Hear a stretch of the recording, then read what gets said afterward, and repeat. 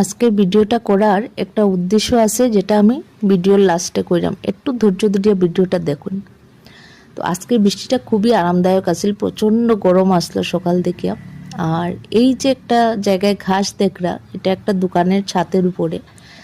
তো এটা একটা মিষ্টির দোকান অ্যাকচুয়ালি। তো তারা আগে পরোটা রুটি যেগুলো এক্সট্রা হয়তো এগুলা উপরে দিত পাখিরারে খাওয়ার লাগে। প্রত্যেক দিন সকালেই দিত, প্রত্যেক দিন সকালে প্রচুর পাখি আইতো, খাইয়া যাইত। তো ওইগুলা থেকেই কৌসুম্বী ঘাসটা জন্মাইছে। তো এখন আর দেয় না তারা, কারণ এই যে সামনে টিনের চালটা দেখরা, তাই কমপ্লেন করছে, কারণ এক দুইটা পরোটা অনেক সময় তান চালে পড়ে যেত।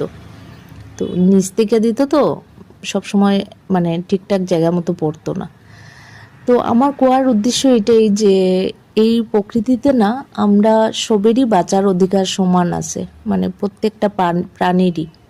হ্যাঁ, আমরা মানুষ, আমরা উন্নত জাতি হিসাবে হয়তো আমরার অধিকারটা বেশি, কিন্তু আমরার থেকে যদি তারা অল্প স্বল্প সাহায্য পায়, খুব বেশি ক্ষতি না হইলে এটা একটু কম্প্রোমাইজ করবা।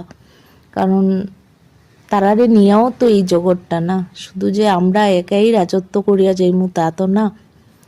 তো সবার কাছে এইটাই আমার রিকোয়েস্ট, একটু চিন্তা করিয়া দেখবা বিষয়টা।